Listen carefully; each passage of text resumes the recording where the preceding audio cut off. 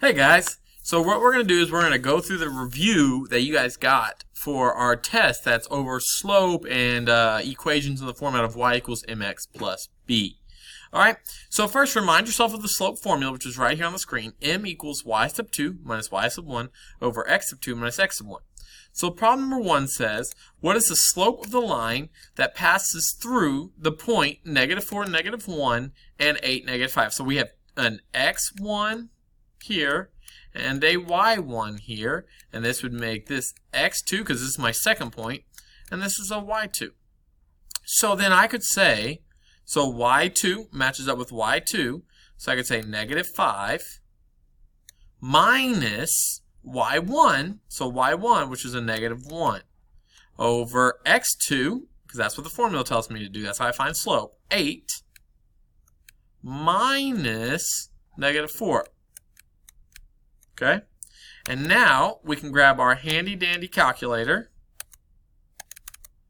and we can hit alpha y equals, okay, and we could then hit enter if I could see it. I don't know why I can't see it at the moment. Okay, hit enter, and it was -5 minus, I honestly don't remember what I was subtracting, so let me pull that down, -1 over 8 minus -4. Alright, let me verify. -5 minus -1 over 8 minus -4. And we get, -1/3. And that's our slope, -1/3. And that's how it's done. Alright, so let's move on to our next problem. Okay, our next problem says, what is the slope of the line that passes through the point -1, -11, and 0, -2? So we have x1, y1, and then this would make this one x2, y2.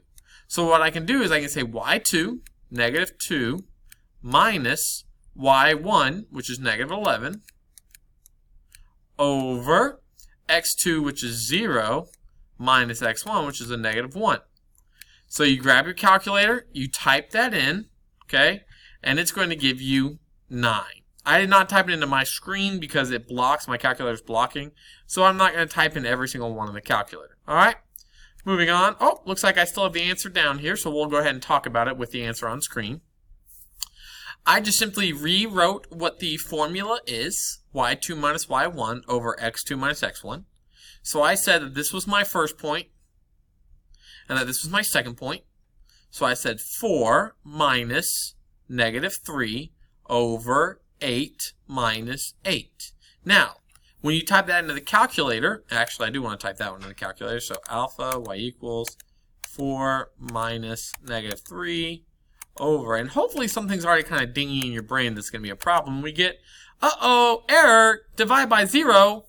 Well, that's because the denominator 8 minus 8 is 0. Am I allowed to divide by 0? No. So that's undefined, or we call it no slope. Either answer, okay, either one, you'll see both. All right, moving on, because this is a long review, and I want to make sure that this video doesn't take forever. What is the slope of the line that passes through the points 2, 5, and 7, 5? So 5 minus 5 over, so y2 minus y1 over 7 minus 2. And that gives me, type into your calculator, and you get 0, which is fine. You can have a slope of 0. It just means that I'm only running left to right. I'm not rising at all. Okay, because remember, slope is rise over run, the change in y over the change in x. There is no change in y. 5 minus 5, I didn't change at all. So that's why the slope is 0. Okay, moving on to problem 5. Label the slope of each graph, positive, negative, 0, undefined. This guy is rising from left to right. Do y'all see it going up? Starting on the left side going up. So we say that has a positive slope.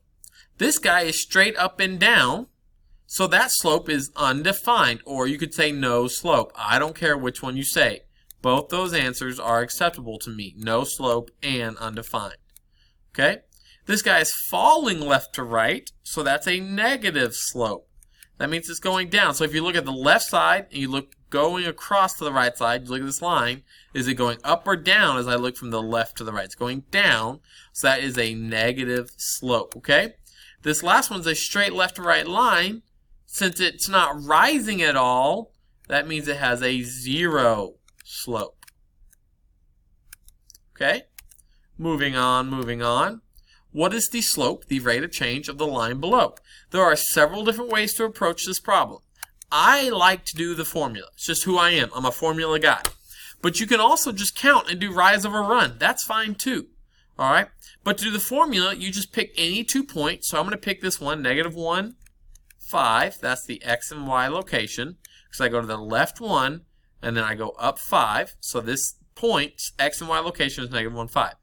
This point's x, y location is 0, 1. I didn't move left or right at all, so it's still on the y-axis, so the x is 0. But I did go up 1, so my y is 1.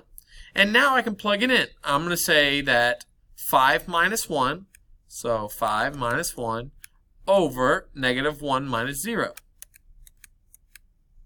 And we get 4 over -1, which again, you could have just typed into your calculator, and you would get -4.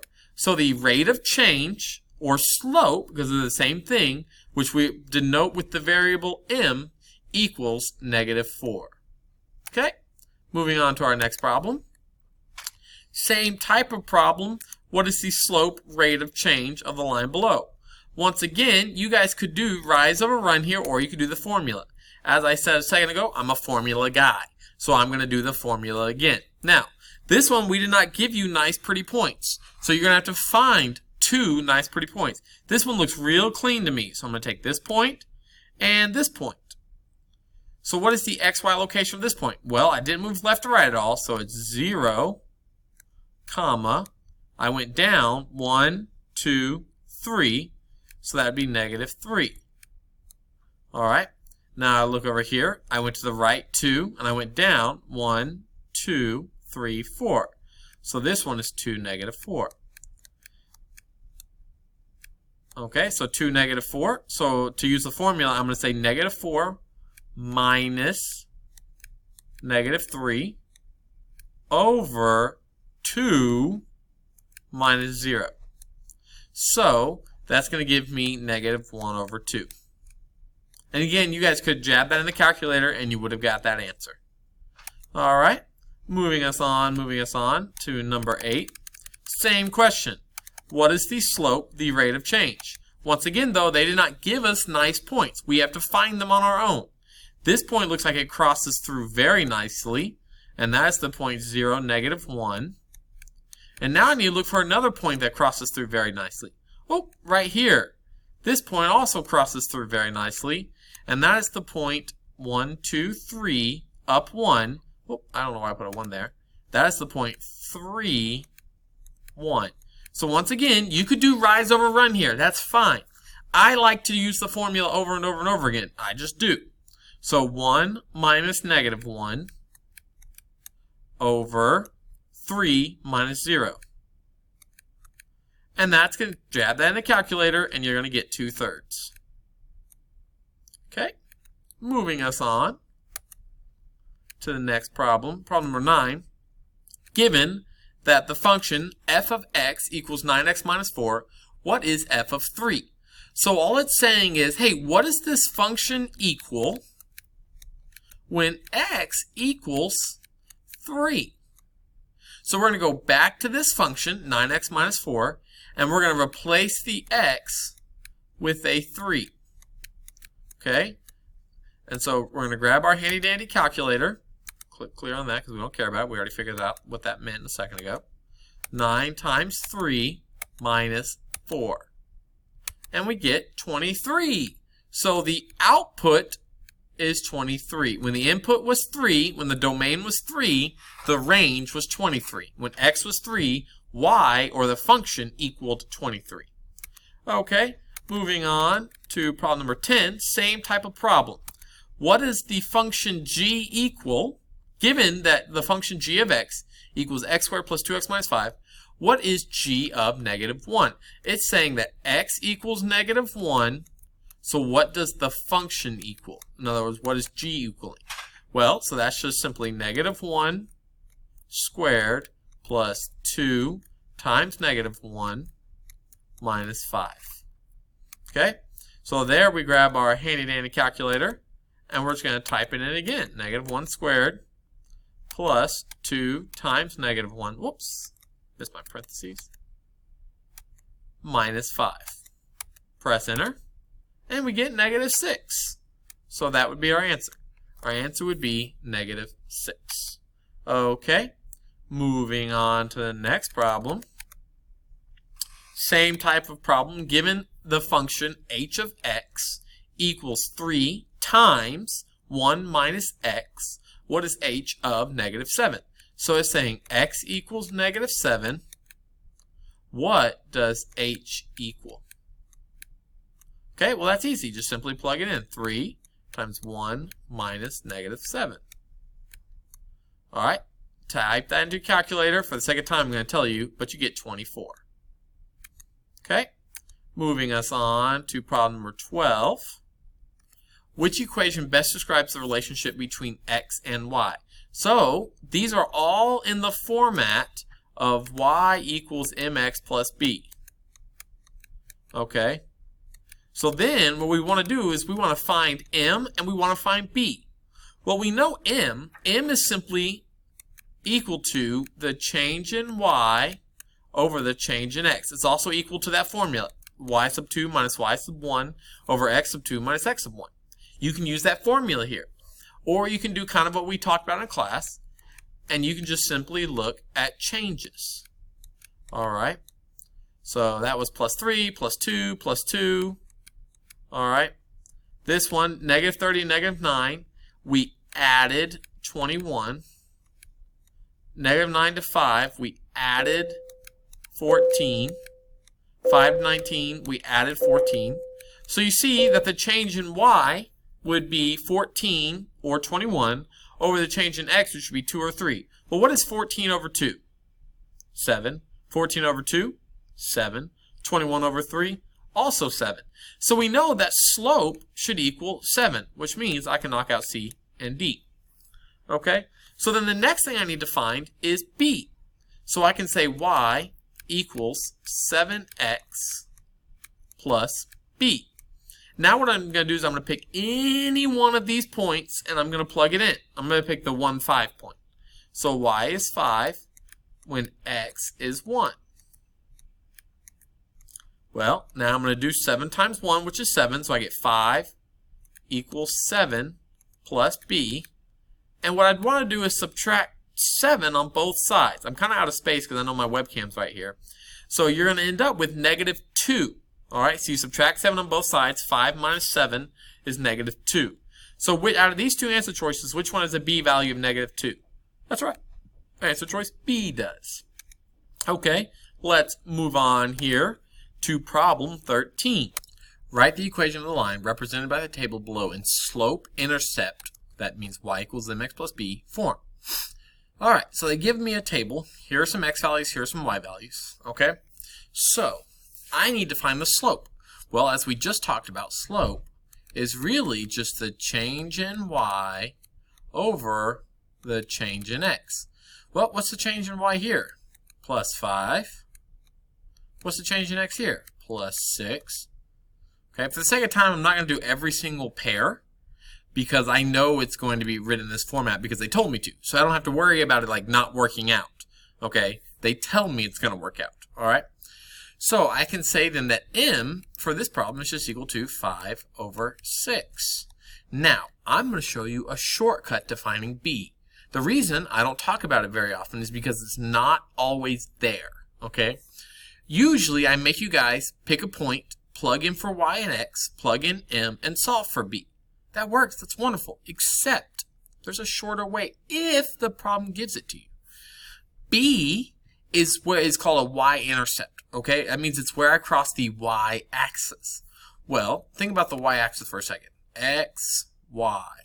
Y is right here. This is the y-axis. What are the x values all along, whether I'm here or here or here or here or here or here, or here, or here, or here. Well, not. Pretend I'm still on the line. Sorry, my drawing's not very good.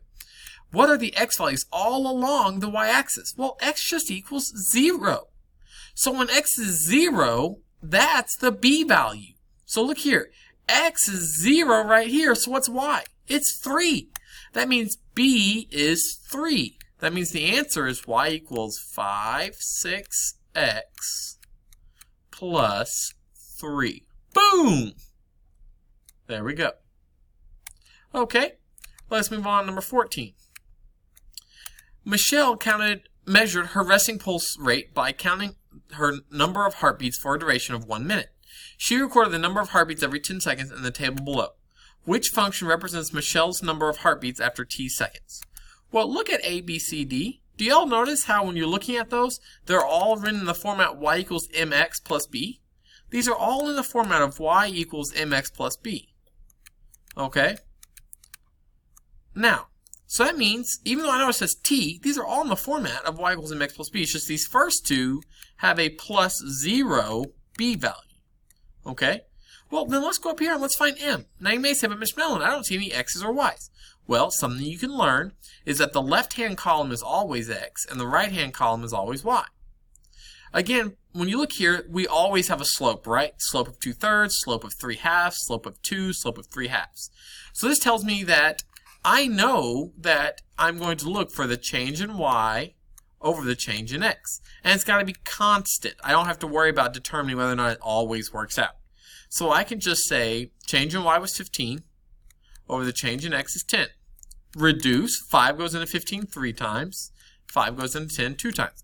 Boom! My slope is 3/2. So I can knock out A because A has a slope of 2/3.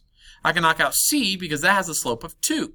So now I'm left between B and D. The difference between B and D is that B has a B value or a y-intercept value of 0, and D has a y-intercept value of 10. So I need to figure out which one of these works. Okay, so what I can do is I can pick any pair. All right, let's say I pick the first one. X is 10, y is 15. I can say 15 is equal to 3/2 times 10 plus b. Well, now I multiply the 3/2 times the 10, and that's going to give me 15 plus b.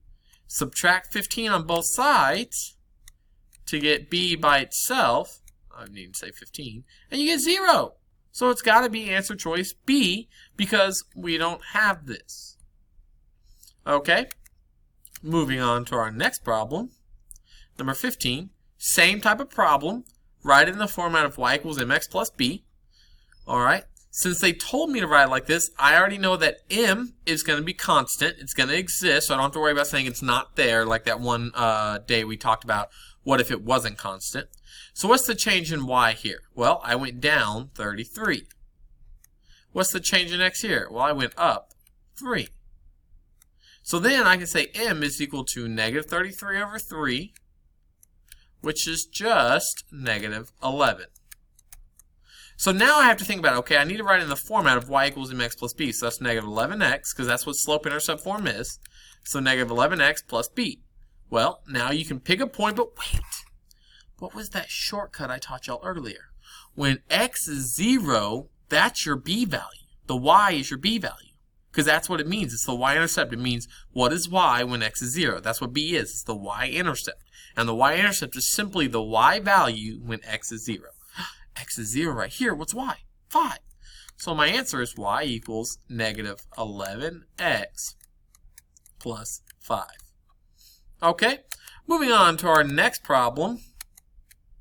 All right, determine whether each relation is a function or not. Remember, to be a function, you cannot have repeating x values. Do we have any repeating x values? Well, here's an easy way. It's called the vertical line test. It should be straight line. I'm just terrible at drawing straight lines. Draw straight lines through draw a bunch of straight lines. Do any of these straight lines cross through any of these points more than one time? No, they don't. There are no repeating x values, so it is a function. What about this next one? Are there any repeating x values? Well, draw a straight line. Look, this straight line crosses the graph here, here, and here. That means it does have repeating x values, so it is not a function. Look at this next one. 8, 8, 8. 8's repeat, so not a function. Look at this next one. Any repeating x values? Nope, so it is a function. Look at this next one. If you were to draw a bunch of straight lines through this, would any one of these straight lines ever cross this graph more than once? No, so it's a function. Same with this answer. That one's also a function. There are no repeating x values. Okay, moving on to 17. 17 says, the mapping below represents all of the points on the graph of function f. What is the domain of f? Domain is just x values, guys. So these are your answers. -7, -2, 0, 5. So A is your answer. Moving on to 18. Write the ordered pair for each point. Well, A is located at 1, 2, 3, 4, 5, 6. 1, 2, 3, 4. 6, 4. Remember, x goes first, y goes second. So 6, 4. Where is C located? Well, I went to the left one, so that's -1, so parenthesis -1. And then I went down 1, 2, 3, 4, 5. So C is at -5. -1, -5. Okay. B is at, did I go left or right at all? No, so the x value is 0, but I went up how many? That's right, 2. So it's at the point 0, 2. D went to the left 3, so that's -3 on the x, but I didn't go up or down at all. So I can just say -3, 0. All right, moving on to number 19. Number 19 gives us this equation, y equals -2/3 x plus 1, and it gives us a set of domain values. These are the x values it wants us to use, -6, -3, 0, 3, 6. So now all it wants us to do is it wants us to find the y values that correspond to these input values. So go back to your function, grab a handy-dandy calculator, and type it in. So alpha, y equals, enter, -2/3. Instead of x, I'm going to put parentheses and I'm going to type in this first x value, which is a -6 plus 1. Press enter, and I get 5. Okay, and then the next problem, instead of x, instead of -6 like I did in this last problem, I'm going to punch it all in, and this time I'm going to type in -3, and I get 3. You should already know what's going to go here based on the earlier stuff in this video, because when x is 0, we know that's the y-intercept. Well, this is written in y equals mx plus b. This is b. This is m, but m doesn't really matter at this point. But this is b, so that means when x is 0, the y value is the b value, which is just 1. But we could also check that by actually plugging it in. And you see we get 1. Okay? So now we're going to do this again, and we're going to put in a 3. And we get -1. And then we're going to do this again, but instead we're going to put in a 6. So remember, we're substituting in every single time. And we get -3. And now what we want to do is we want to plot these points. So -6, 5. Go left on -6, go up 5. Okay? Our next point was -3, 3. So we go left 3, up 3. Our next one was 0, 1. Our next point was 3, -1. And our last, but woefully not least, was 6, -3. And this should be a line because when we go back and look at our equation, we see that this x value had a power of 1, which makes it linear. And so we know it's a line. My drawing is going to be bad, but pretend this is a straight line. Boom! There we go. All right, guys, please let me know if you have any questions. Please let me know if something didn't make sense or if I messed up. All right, shoot me an email, shoot me over Mind, talk to me in class, do whatever you got to do. Even if you just have other questions, leave a comment on the video and I'll try to get back to it, okay? Please just work hard and let me know how I can help you. Thanks. Have a great day.